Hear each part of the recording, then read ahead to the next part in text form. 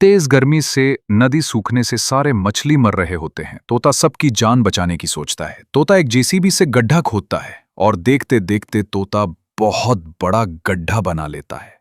फिर दूर नदी में जाकर बाल्टी में पानी भरकर लाता है और तालाब को पानी से भरता है।